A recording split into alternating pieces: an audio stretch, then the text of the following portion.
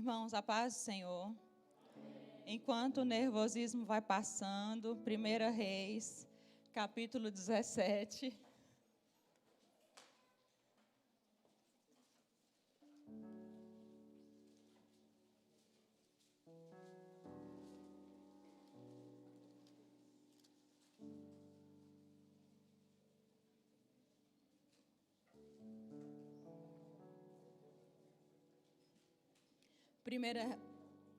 Primeiro Reis, capítulo 17, versículo 1, diz assim: Ora, Elias de Tisbe, em Gileade, disse a Acabe: Juro pelo nome do Senhor, o Deus de Israel, a quem eu sirvo, que não cairá orvalho nem chuva nos anos seguintes, exceto mediante a minha palavra. Depois disso, a palavra do Senhor veio a Elias: Saia daqui, vá para o leste e esconda-se perto do riacho de Querite, a leste de Jordão. Você beberá do riacho, e dei ordens aos corvos para o alimentarem lá. E ele fez o que o Senhor lhe tinha dito. Foi para o riacho de Querite, a leste do Jordão, e ficou lá. Os corvos lhe traziam pão e carne de manhã, e de tarde ele bebia a água do riacho. Algum tempo depois, o riacho secou-se por falta de chuva. Então a palavra do Senhor veio a Elias: Vá imediatamente para a cidade de Sarepta, de Sidom, e fique por lá. Ordenei a uma viúva daquele lugar que lhe forneça comida. Amém? Os irmãos podem se sentar. Nós temos aqui o relato de um grande profeta. Talvez, acho que está mais querido, né, o mais chegado de Deus. Elias leva uma mensagem para o rei Acabe, e assim que aquela mensagem é transmitida, a ordem de Deus para Elias é para ele sair imediatamente da presença do rei, para ele sair da cidade. Deus planeja naquele momento um treinamento para Elias. Ao retirar Elias dali, o pensamento de Deus é treiná-lo. O pensamento de Deus é moldá-lo. Moldá-lo por quê? Ele precisa tirar ele dali, porque aquele inimigo vai continuar, e mais para frente nós teremos outras batalhas muito piores. Então ele dá a mensagem, Deus fala assim: Elias, sai. Na verdade, não era nem por causa da força de Acabe que Deus tira Elias. Deus tira Elias para naquele momento colocar ele na linha. Né? A maioria dos filhos aqui já ouviram da mãe: eu vou te colocar na linha. E junto com esse eu vou te colocar na linha, várias tapas e versículos e correções e lágrimas. E Deus tira Elias dali para treiná-lo. Ele vai então para colocar na linha. E onde que é o campo de concentração, de treinamento de Elias? É em Querite. E ali ele chega para ser treinado pelo Senhor. Pela lógica humana, o que acontece? O profeta é enviado de Deus, o profeta é aquele que recebe a mensagem de Deus e transmite ao rei, transmite ao povo. Como a gente vê em outros livros da Bíblia, o profeta permanecia ali, até com uma liberdade diante do rei. Lembram de Natã? Natã, ele chega diante de Davi com liberdade, de vários outros profetas, para transmitir a mensagem de Deus. Eles estão perto. Só que diferente dessa lógica humana, que está acontecendo ali diante daquele rei idólatra, diante daquele rei cruel, e diante daquele rei que estava colocando e exercendo uma injustiça tamanha mediante o povo de Deus, Deus vai e tira o profeta. A mensagem é dada e o profeta é retirado. Não por causa do povo, mas como eu disse, porque Deus queria trabalhar naquele momento com o profeta. Essa é a lógica humana. O plano de Deus, ele trabalhar na alma dos seus servos, de maneira que ele aborde ali com Elias, ele trate ali com Elias situações que um Elias despreparado, desobediente e descompromissado seria destruído. Se ele não é forjado ali naquele momento, ele não aguentaria situações futuras. E esse isolamento, que é uma palavra tão comum para nós hoje em dia, né? Tão questionada, ou sei lá. E esse isolamento de Elias, na verdade, é uma preparação para uma missão maior. E A.W. Tozer diz o seguinte, uma frase muito interessante e muito forte. Ele fala que Deus se recusa a abençoar grandemente um homem sem antes moê-lo profundamente. Profundamente. Os nossos maiores testes permitidos por Deus, as nossas maiores provações permitidas por Deus, sempre tiveram um propósito de nos aperfeiçoar. Doeu muito, muitas vezes dói muito e a gente não entende. E aí você passa uma provação e fala assim, nossa, mas essa doeu demais, agora pode vir, igual eu falei, né, quando a gente passou toda aquela dificuldade com os gêmeos, agora pode vir qualquer dificuldade que eu vou aguentar. Dali um ano vem outra te arrebentando mais ainda. E sempre cada uma que vem tem uma força maior para te atingir, uma força maior para te derrubar. Mas sabe por que você vai aguentando passar por uma e subir o degrau e passar por outra? Porque naquela anterior Deus te moeu e te aperfeiçoou num ponto. Quando você chega na outra, Deus vai lá e te moe novamente e te aperfeiçoa em outro ponto. E assim vai acontecendo. Nós, as mulheres que cozinham aqui, eu, por exemplo, gosto muito de coentro. Coentro é aquele coentro, todo coentro verde, o moído de bolinha e tudo. Só que se você pegar um punhado de coentro de bolinha seco, né, irmã Eva? E a gente jogar na panela, não vai ficar legal. Na hora que você mastigar aquele carocinho duro, não vai ficar legal. O que é necessário para ele dar essência, para ele dar sabor? É necessário moê-lo. E aí tem até um moedorzinho bonitinho, hoje em dia que você faz assim, trec. Eu já compro o coentro moído, para evitar fadiga. Mas você vai e moe. E quando você joga aquele tempero na panela, sobe um perfume, né? Melhora o sabor, é bem mais agradável.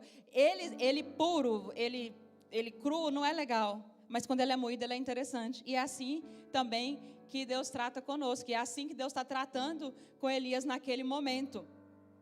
E no hebraico, o pastor acha que é só ele que fala hebraico, né? Mas vou soltar um hebraico aqui também. No hebraico, sou sua aluna, né? No hebraico, o querit quer dizer shahat, que quer dizer cortar, colocar no tamanho certo. Elias está sendo cortado das atividades prazerosas e estimulantes dele, e Elias vai ser, a partir daquele momento, colocado no tamanho certo. Uma madeira em uma árvore, ela não tem nenhuma utilidade. Qual que é a utilidade? Como ela passa a ser útil? Quando ela vai lá ser toda moldada, né? Até que vira esses pedaços aí e tudo para se tornar um banco.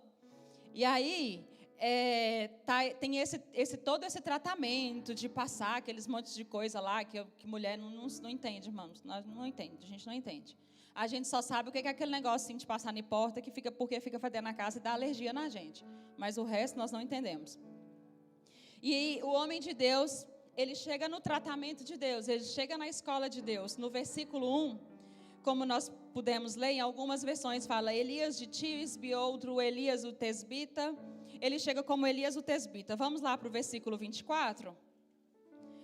O versículo 24 diz assim: Então a mulher disse a Elias: Agora sei que tu és um homem de Deus e que a palavra do Senhor vinda da tua boca é verdade. Primeiro versículo. Ele é um homem comum que é apresentado da cidade dele. No último versículo do mesmo capítulo, ele é quem agora? Um homem de Deus. Um homem de Deus. Ele vai para o treinamento de Deus, ele chega ali como recruta e sai dali com uma patente muito maior, como alguém do Senhor. E nós podemos perceber que nesse encontro que Elias teve com Acabe, nessa mensagem que Deus traz para ele, é uma mensagem absurdamente confrontadora. Se alguém chegar aqui e falar assim, Montes Claros vai ficar sem chuva 6 meses, tranquilo, 6 meses, né? Normal. Montes Claros vai ficar sem chuva 8 meses, 9 meses, tranquilo. Montes Claros vai ficar sem chuva 1 ano, complicou, né? Complicou, vai ser complicado. 2 anos, 3 anos, aí a gente sabe o que vai virar, porque nós já temos pouca chuva. Naquela região também já tinha pouca chuva, e a palavra de Deus fala que o decreto é de 3 anos e meio. E mesmo que fosse normal, lá eles ficarem sem chuva, mas aí já foge totalmente da normalidade. É uma mensagem dura. E o mais bacana que a gente percebe, que assim, ele tem uma revelação de Deus. Qual que seria o comum de Elias fazer imediatamente? Chega lá nos amigos e fala assim, ó, Deus me falou que vai ficar 3 anos e meio sem chuva. Vamos juntar as vasilhas, vamos fazer uma cisterna, vamos fazer um monte de coisa, vamos juntar isso, vamos juntar água. Lembra de José? Vamos aumentar os celeiros, encher os celeiros, serão 7 anos. Só que com Elias é diferente. Ele não teve essa oportunidade de promover ou de proteger a família. Ele não teve a oportunidade de voltar lá na casa dele, não sei quem eram os parentes dele, não estudei ainda muito sobre isso, mas ele não teve a oportunidade de voltar lá para falar assim, ó, vocês se preparem. Não, a ordem de Deus é você fala, eu te tiro e eu trabalho em você. Ele não foi avisar essa novidade. Imagina hoje, na nossa situação, sai a vacina do Covid e o irmão da igreja aqui vai vender 1.000 doses. 1.000 doses. Ele tem lá no seu depósito 1.000 doses. O que ele ia fazer? Correr para os parentes, vender para a parentalhada toda, e depois ele ia pensar, pastor, né, normalmente acontece isso, nós temos tantas doses aqui disponíveis, mas ele não pôde ser nem promovido como esse homem bom, esse homem protetor da comunidade que o cerca. Ele foi retirado. Sabe por quê, meus queridos e amados irmãos? Deus tira Elias do palco e coloca Elias no seu refúgio particular. Das atividades, de toda aquela pompa de quem recebe a mensagem de Deus e coloca ele dentro da obscuridade. E nas sombras, quando Deus leva para as sombras, Elias ou você, Elias ou eu, quando nós estamos na sombra, é Deus quem pronuncia a agenda e é Deus que pronuncia o comportamento daqueles que caminham com ele. Olha o versículo 3.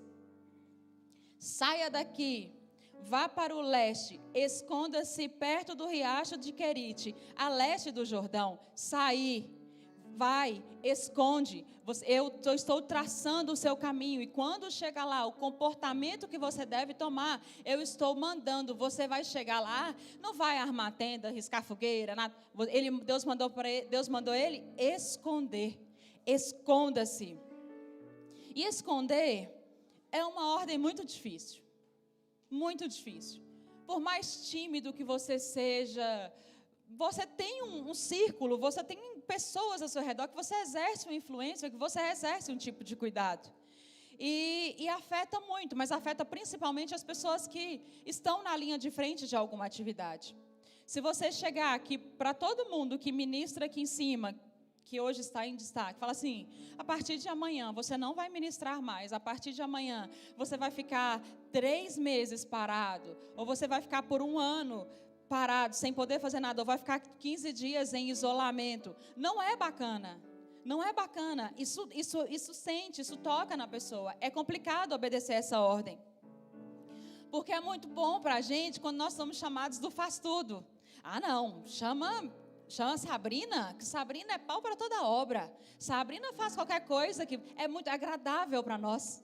É agradável para o nosso ego. Mesmo que nós carregamos a máscara da humildade, mas dentro de nós queremos servir para alguma coisa. Nós queremos ter alguma utilidade na vida. Sabe por quê que as mães de vocês, ou vocês mulheres, donas de casa, têm tanta dificuldade em descansar?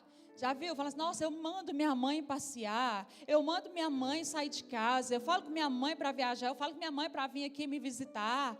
E aí, ela tem essa dificuldade tão grande, porque quando você tira a mulher do centro das atenções, que é a família dela, tira ela, e aquela família continua acontecendo da mesma maneira, ali toca o orgulho dela. É o orgulho, porque ela percebe que uma casa funciona sem as mãos dela. Que uma família funciona sem as ordens dela. Funciona, a vida funciona. Sabe por que é tão duro e é tão difícil para um pastor trocar um membro de função? Porque ele vai perceber que existem outras pessoas que fazem o trabalho como ele, ou que fazem até melhor do que ele.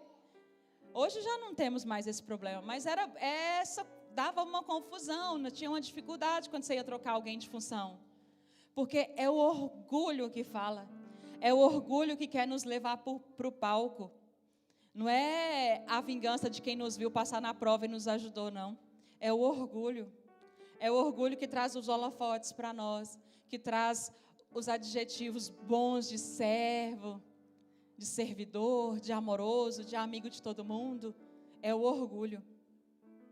E quebrando esse orgulho, Elias de repente vai viver no riacho. Quebrando esse orgulho, Deus tira muitas pessoas de cena para começar a moer essas pessoas, para começar a moer esse orgulho. E quem já passou por uma moagem de orgulho sabe que dói, porque não toca no seu íntimo, nas questões que são suas, no temperamento, nas suas convicções, naquela palavrinha que a gente tem que brigar tanto hoje em dia, nos seus direitos. Nós temos, uma defesa tão grande dos nossos direitos, mas quando Deus diz, esconda-se, Deus também fala, eu darei proteção e eu vou treinar você. Deus diz, esconda-se, saia daí. Mas no versículo 4, olha o que ele diz. Você beberá do riacho e dei ordens aos corvos para o alimentarem lá. Além do treinamento da alma, o Senhor cuida do físico. Além do treinamento de quebrar o seu orgulho, Deus vai cuidar das necessidades que você tem. Lembram-se daquela frase? Enquanto eu cuido das coisas de Deus, Deus cuida das minhas coisas. Lembra disso? Lembra daqueles momentos que você tinha alguma dificuldade em casa, que você passava por alguma necessidade, e você estava aqui dentro da igreja, e ao terminar o culto, você recebeu uma oferta, você recebeu um cuidado, você recebeu uma visita, e ali tinha provisão? Porque enquanto você adorava o Senhor aqui dentro do templo, Ele arquitetava o plano que ia sustentar você, que ia cuidar de você. Ele via você aqui dentro, mas Ele via as suas necessidades dentro da sua casa. Deus vê você sentado aqui hoje, bonitinho, arrumado, cheirosinho e cheirosinha, mas Deus sabe como que ficou seu lar. Mesmo que ele esteja trancado, porque está toda a família aqui dentro. Deus, Ele está aqui, mas Deus, Ele está olhando para as suas necessidades, para as suas demandas. Deus, Ele é um pai, mas Ele não é o pai irresponsável. E aí, além do treinamento da alma, Deus cuidou do físico. E sabe o que aconteceu? Elias obedeceu a essa ordem difícil e ficou lá. Versículo 5. Versículo 5. E ele fez o que o Senhor lhe tinha dito. Foi para o riacho de Querite, a leste do Jordão, e ficou lá. Se a gente perguntar aqui hoje assim para os irmãos. Não, na verdade, vou mudar. Se Uri muda lá a frase da lista do culto. Fala assim, lista de convocação para a ida para o Ribeiro de Querite, por exemplo, né? Aí o pastor avisa, quem estiver presente no culto, passará por um sorteio, e quem for sorteado, na segunda-feira, vai entrar numa van que estará próxima, que estará na porta da igreja, e você será largado, isolado no Ribeiro de Querite. Quantas inscrições ia ter para esse culto? Quem ia escrever? Eu não ia não, irmãos. A gente não escolhe prova, a gente não escolhe isolamento, a gente não escolhe dificuldade, não. Ninguém, ia ficar a lista vazia, chegar no dia e eu iria virar para o pastor e falar assim, não deu ninguém não tem ninguém não, porque ninguém quer. Se eu ligo para você e falo assim, eu estou sabendo aqui que tem uma prova, eu tenho uma bênção muito grande para te dar. Só que para você alcançar essa bênção, você vai ter que passar por um vale. Na verdade, não. Você vai ter que passar para um ribeiro. E durante a sua permanência lá, você vai passar dificuldades. A comida sua vai ser servida por corvos. Talvez você não consiga comer e tenha nojo disso. E aí, vai topar? Vai topar o treinamento?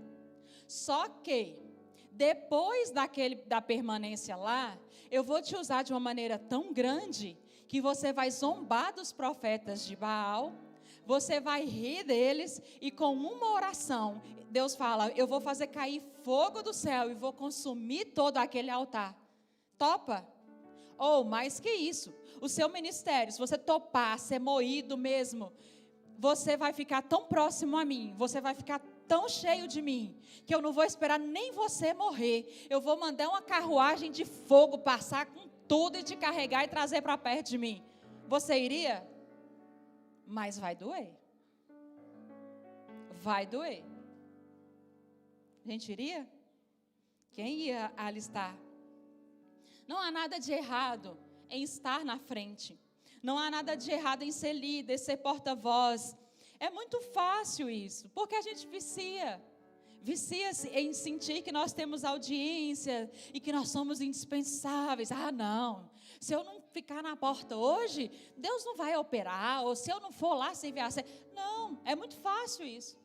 A sua utilidade, ela inflama muito o seu orgulho. A sua utilidade, ela te faz, muitas vezes, rejeitar ou ignorar ou desprezar as ocasiões em que temos que dar um passo para trás, respirar e renovar a nossa alma. Olha o versículo 7.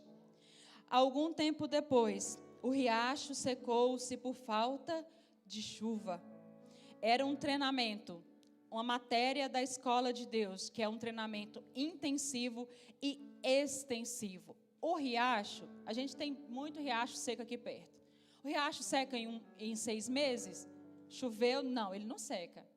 E seca em 1 ano, vai começar a ficar bem pouquinha água. Só que o riacho vai passando esse período, ele vai secar. Por quê? Porque não tem chuva. Né? Elias estava lá, sendo treinado por Deus, com o riacho passando na frente dele, só que já tinha parado de chover. Foi diminuindo, até que secou. Mas isso, além de Elias, além daquela situação lá, isso parece familiar. Sabe por quê? Deixa eu te contar porque parece familiar. Porque teve um dia que você foi lá no banco, puxou seu extrato. Nossa, tá bacana a minha conta. Nossa, muitos dígitos, né? Não tá no vermelho. Não tô no cheque especial. Ô, glória, vou guardar dinheiro. Daqui 1 ano eu compro minha casa. Passou 2 meses, você perdeu o emprego. Perdeu o emprego. 15 dias depois, seu filho adoece. Mas 15 dias depois, quebra a geladeira de sua casa. E aí você vai gastando suas economias. E de repente, sua conta vai lá para o zerinho, todo zerinho, tudo de novo. Ou em outro momento, você exerce um ministério magnífico, Deus te usa para evangelizar, Deus te usa para tocar, Deus te usa para cantar, Deus te usa para ir no hospital. E aí, um belo dia, você está sentindo alguma coisa diferente, e ao sentar, Paulo Júnior fala que não é bom fazer exame, né? Mas o resultado do exame te mostra, o médico tem que contar para você que a sua doença, além de ser crônica, ela é limitante. Então, você não vai poder voltar a visitar mais, a conseguir caminhar mais, a fazer mais do que você fazia. Ou talvez dá alguma coisa na corda vocal, que você vai ter que fazer uma cirurgia. Essa cirurgia carrega a corda vocal de alguém, essa pessoa não vai poder voltar a cantar mais.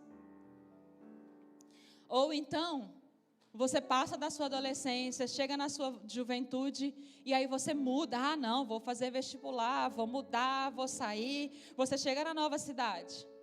Você não sabe quem está à sua direita, não sabe quem está à sua esquerda, não sabe quem é ninguém. Você chega aqui na igreja, senta no último banco, não tem noção de quem é ninguém.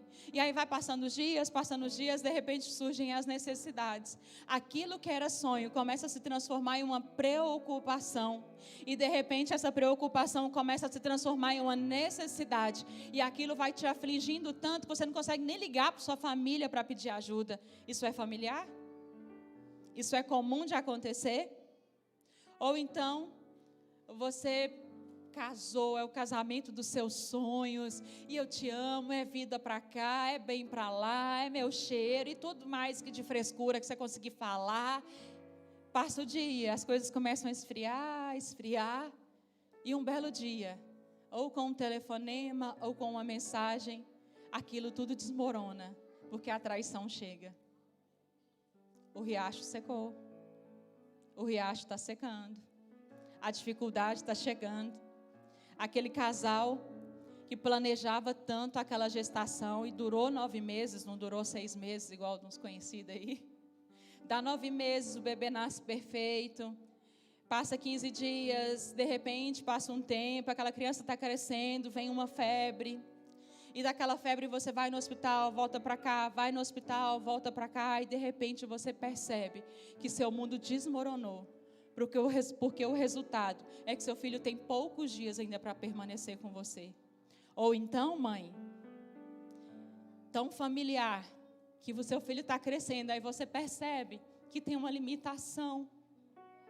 Que a mãozinha está parada. A mãozinha não mexe igual do outro. Essa criança não fala igual as outras crianças. Ela não consegue responder aos estímulos. E começa aquele coração, e começa jejum, e começa oração, e começa a falar em línguas, e profecia, e tudo. Aí a criança vai passando. Aí chega o diagnóstico. Não, mãe, você vai ter que trabalhar para o seu filho não precisar tanto de você, porque o seu filho é um filho com paralisia cerebral, ou porque seu filho tem um autismo de grau severo. Como que você acha que é o Ribeiro dessa mãe? A gravidez foi planejada. Tinha dinheiro para receber essa criança. Tinha tudo para receber essa criança. Só que na vida de todos nós, seja por traição, seja por falta de dinheiro, seja por uma limitação física, seja por qualquer motivo, tem um dia que o ribeiro seca. Tem um dia que o riacho vai secar. E nós nunca estaremos preparados para abrir a porta e ver que não tem água passando mais na porta da nossa casa. Nós não estamos preparados. As mulheres não estão preparadas para ter que criar os filhos sozinhas, ou os maridos terem que assumir os filhos sozinhos. Não, eles não estão preparados, é difícil. Quando o riacho seca, vem dor, vem angústia e vem dificuldade. Ou então você está preparando para o seu casamento, ou já casou, e quando está tudo pronto lá, e vem o riacho e seca, e você lembra, mas meu corpo já foi violentado.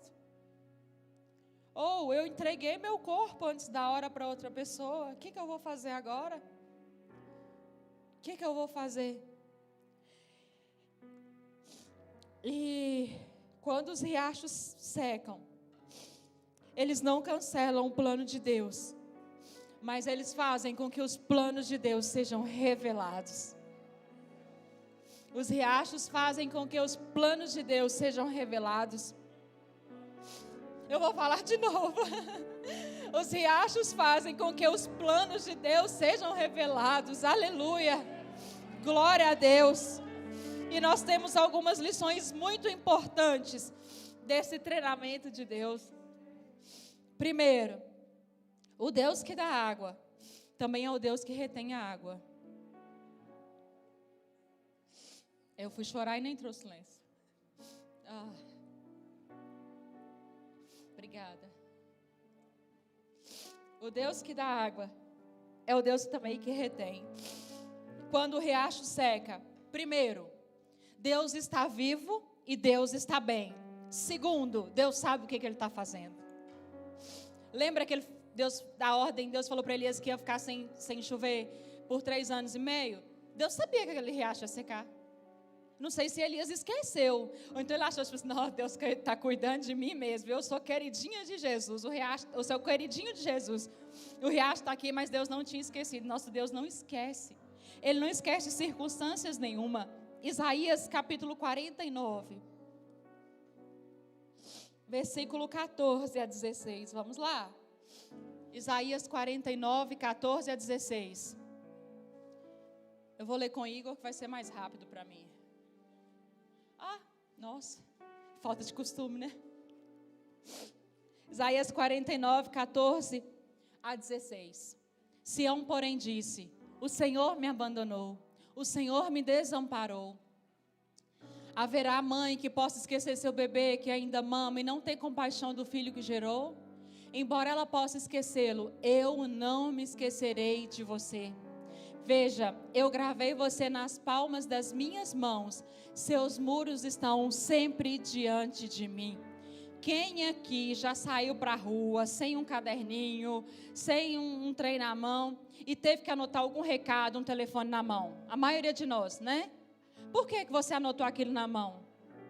Por quê? Para não esquecer, não foi? Você anotou aquilo na mão para não esquecer. Acontece que agora a gente está na época do Covid. A maioria de nós temos um álcool em gel na mão. Você vai passando ele toda hora, chega na sua casa, tem que lavar a mão, ainda mais se tiver muito menino igual eu. Tem que lavar a mão antes de pegar os meninos. O que vai acontecer? Sumiu. Se você não for esperto e anotar aquilo ali rapidinho, tá.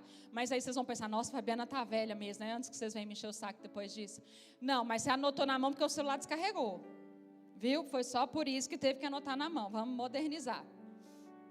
E aí, de repente, aquilo ali apagou. E sabe por que você anotou para você não esquecer, certo? Aí você lavou a mão. Deus fala que Ele tem você cravado nas palmas das mãos. O que acontece? Deus tem você o tempo todo lá. Se você anota para não esquecer, Deus tem a gente permanentemente lá. Toda vez que Ele olha para essa mão, você está lá, você está lá, você está lá. Vamos supor, né? Alegoria, não sei. Que Deus cisma de levantar e lavar a mão no mar do esquecimento, né? Fala do mar do esquecimento. Seu nome, e na hora que Ele voltar, seu nome vai ter apagado. Não vai.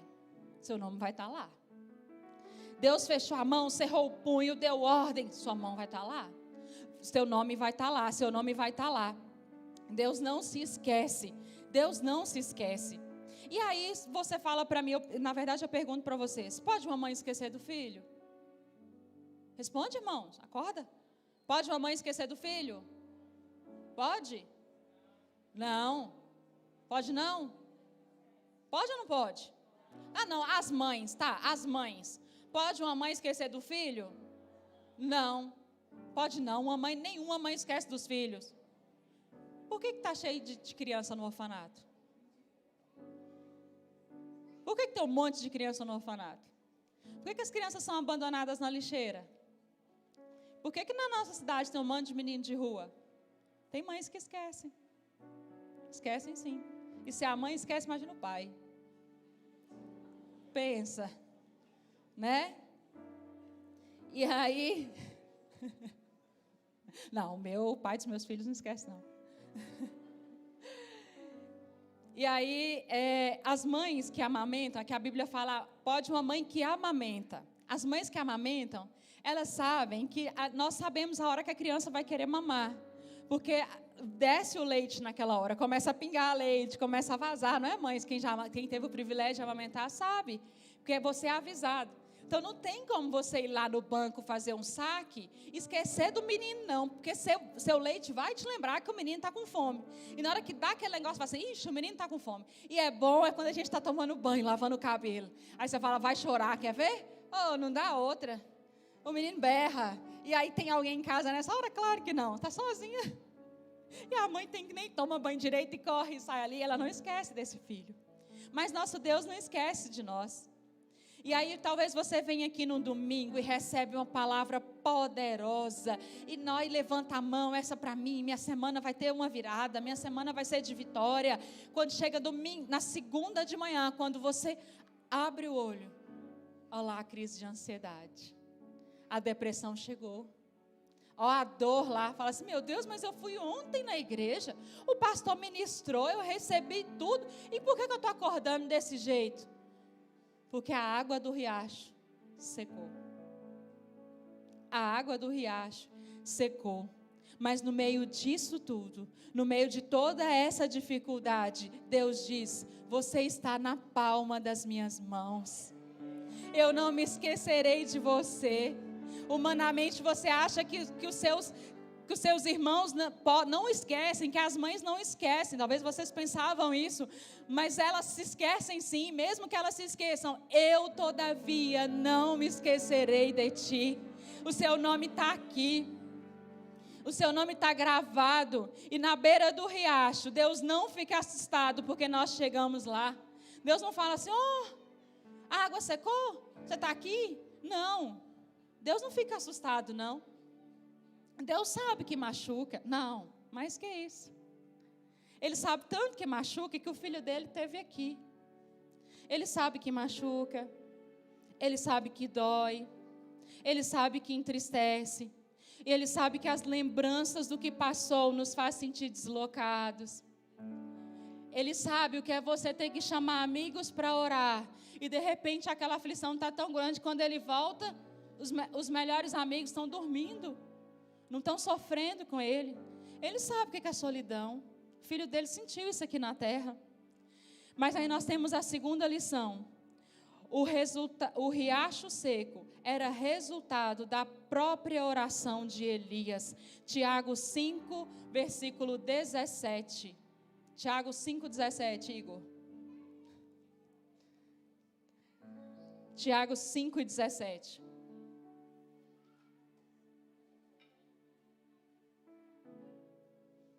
Diz assim: Elias era humano como nós. Ele orou fervorosamente para que não chovesse. E não choveu sobre a terra durante 3 anos e meio. O riacho seco era resultado da própria oração de Elias. Lembra a sua oração? Senhor, eu te peço, meu Deus, me dá paciência com esses meninos. Me dá gratidão, me dê sabedoria. Lembra dessa oração? Senhor, me ajuda a ficar mais perto de Ti. Me ajuda a estar mais junto, a Te conhecer melhor. Sinceramente, no dia que os celeiros estão cheios, você lembra de conhecer Deus melhor? No dia que está tudo bem lá na sua casa, você vai desenvolver sabedoria como? Quando você tem que dar uma palavra, quando você tem que tomar uma decisão, como que vai desenvolver sabedoria? São nesses momentos. Então, o riacho secando é um resultado da sua própria oração. Você orou pedindo, lembra? Como que Deus vai te moer? Como que Deus vai te moldar? Como que Deus vai te cortar? Como que Deus vai te colocar na linha? Através disso, através do riacho seco. E nós temos a partir disso 4 lições muito interessantes. A primeira, precisamos ser deixados de lado, tanto quanto ser usados. Precisamos esmagar o nosso orgulho e entender que nós não somos a última bolacha do pacote. Segundo, a direção de Deus inclui provisão de Deus. Quando Deus manda, Deus cumpre. Se Deus te mandou ir se Deus te trouxe para este lugar, Deus irá prover para você neste lugar.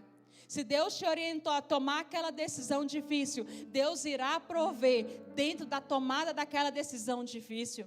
Se Deus te mandou seguir um caminho, Deus irá prover naquele caminho. Se Deus te mandou ser ousado, se Deus te mandou ter ousadia, ter coragem e ir lá e fazer, Deus irá prover dentro daquilo que Ele te mandou fazer. E nós precisamos, no terceiro, aprender a confiar em Deus dia após dia. Eu sempre comento com quem é mais próximo, falo assim, a provação que a gente passou com gêmeos foi muito difícil, irmãos. Foi muito difícil. Paulo Júnior fala que ele brinca que ele não desejava nem pro maior inimigo, né? Misericórdia, é uma brincadeira. A gente não deseja para ninguém. Foi muito difícil. Só que nós, todos os dias, pelos 78 dias de internação, todos os dias, nós sentamos na nossa cama, deitamos e dormimos a noite toda. Nós chegávamos no hospital, ouvíamos aquelas notícias terríveis, íamos embora, conseguíamos comer alguma coisa, deitávamos e dormíamos. Sabe por quê? Porque aquele problema estava fora do nosso alcance. Não tinha jeitinho. Não adiantava falar assim, doutor, Tito aí e tal, não adiantava. Não adiantava. Falar assim, tal, mexe com Milena e tudo. Não adiantava nada disso. Era só Deus. Eu ouvia aquelas notícias, eu só tinha Deus para recorrer. Quando os nossos problemas são pessoais, a gente dá um jeitinho. Fulano me magoou, vou contar para o pastor. Vou contar para o pastor, que o pastor tem que tirar aquela pessoa dali. Vou contar para minha mãe, né? Igual o Kiko fazia, né? Ele apanhava, ia lá, contava para a mãe dele que vinha resolver a situação para ele. Os nossos problemas, as nossas dificuldades. Ou os seus problemas e as suas dificuldades estão demorando tanto passar, porque você está dando jeitinho e está deixando de confiar em Deus. Quando nós entregamos totalmente para o Senhor, é Ele quem resolve a situação. A paz de Deus, que excede todo entendimento, guardará os vossos corações. A paz de Deus vem, que excede todo entendimento, e nos guarda naquele momento que nós somos totalmente entregues para Ele. Ah, Fabiana, você está falando isso porque você não sabe o que eu estou passando. Eu estou falando isso porque você também não sabe o que eu já passei, para ter que aprender isso, para ter que entender isso. Não é toda vez que eu consigo desenvolver isso, não. Ah, irmãos, tem problema que dói. Tem horas que o riacho seca que a gente fica indignado, a gente fica chateado. Só que quando o riacho seca, na quarta lição, naquele momento, nós podemos saber e entender que o riacho seco é sinal do prazer de Deus em relação à nossa vida. Abraão pega seu filho e vai lá e mata. Tá bom, vou subir. Quando Abraão levanta a mão, o anjo falou assim: para, eu não vi outra fé igual à sua. Deus chega ali, Deus se apresenta ali, Deus se agrada de Abraão. Abraão vira melhor amigo de Deus. Abraão vira amigo de Deus.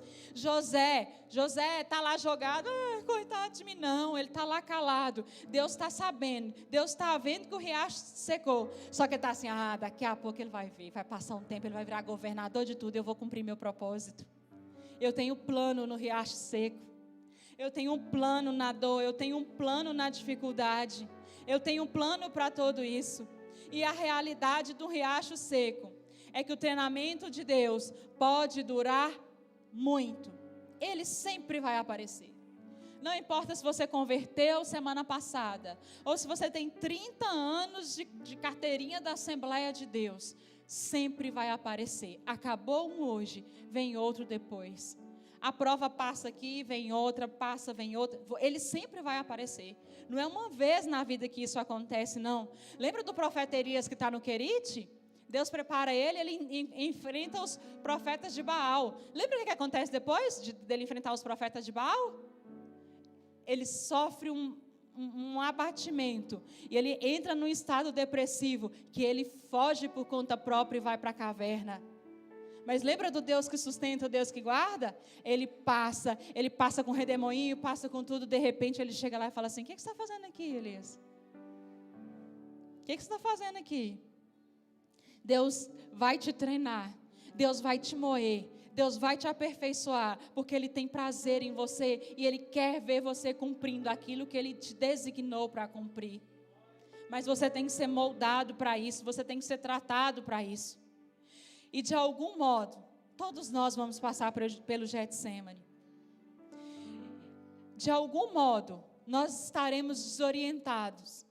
E alguma coisa vai nos tirar do lugar e nós passaremos pela dificuldade. De algum modo, o pé de apoio, a escora que você tem, vai sair do lugar e você vai ter que enfrentar a realidade. De algum modo, você vai perder todo o seu conforto, sair da sua zona de conforto, perder os seus direitos. Mas quando isso tudo acontecer, é para que você se torne uma pessoa que de qualquer outro modo você jamais se tornaria. Elias foi para o Querite como um homem comum de Tisbe, e Elias sai de Querite como um profeta de Deus. Um homem que se aprofundou mais em Deus. Tudo isso porque Deus o colocou na linha lá. Às vezes o riacho seca. E é difícil até para você atravessar o riacho. Quando o riacho de Elias secou, o Deus da provisão estava lá. Secou, ele virou para ele assim: Elias, sai daí. Vai para Sarepta. Quando você entrar em Sarepta, tem uma viúva que vai encontrar com você e ela dará a provisão para você. Quando o riacho secar nas nossas vidas, o Deus Todo-Poderoso estará do seu lado e vai te mandar para Sarepta. Tem momentos que nós passamos tempo demais em Querite, até o dia que o riacho seca. Mas Deus, Ele estará olhando para nós, Ele estará cuidando de nós e Ele estará nos protegendo. quem sabe você me ouve. E fala assim, mas está doendo tanto, me traíram, me acusaram. Está doendo para você? Beleza, vamos para o caminho do Gólgota. Tem um homem andando com a cruz nas costas. Só de chicotada ele levou 40. Dentro dessas 40 chicotadas, bem possível que as costelas dele já estavam à mostras e ele estava próximo de ter um choque, que eu não lembro o nome do choque, mas a pele dele já estava exposta. Se doía aquela cintada que o pai da gente dava na gente, imagina isso. Ele já está, no corpo dele, toda a pele dele está ferida. Já tem muita coisa à mostra. Como se não bastasse esse sangue escorrendo, essa dificuldade na oxigenação, ele vai andando com um peso de aproximadamente 100 quilos nas costas. Está doendo para você? Seu problema? Tudo bem. Vamos continuar andando.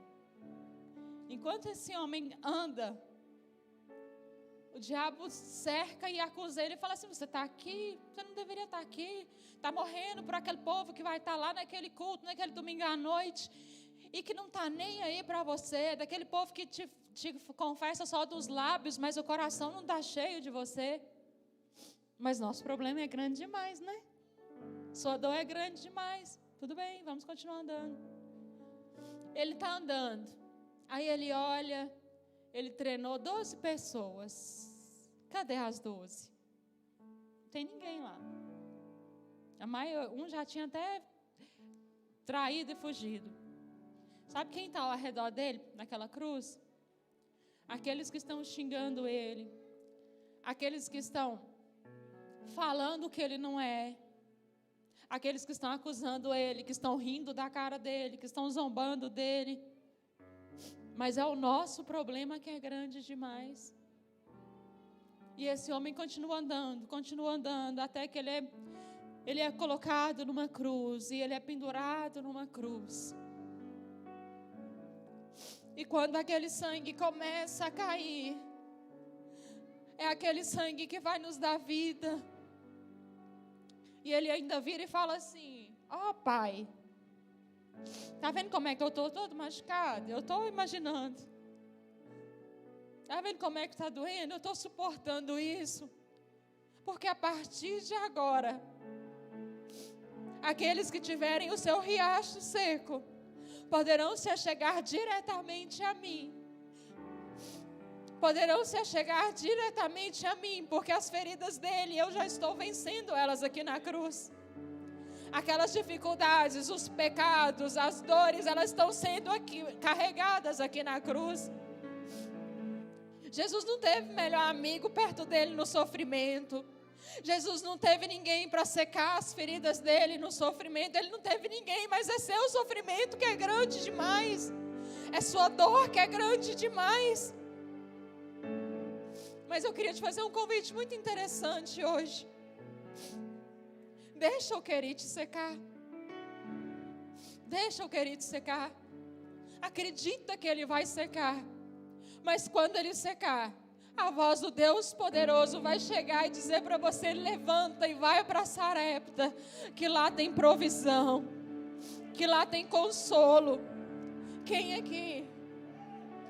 Talvez está pensando, eu não estou aguentando mais, eu vou jogar a toalha, eu não estou suportando. Suporta, porque todos aqueles outros problemas você já suportou na sua vida, e você está vencendo mais um. Mas entenda que o Cristo da cruz levou sobre si as nossas dores, as nossas enfermidades. O castigo que nos traz a paz estava sobre ele, e pelas suas pisaduras nós fomos sarados.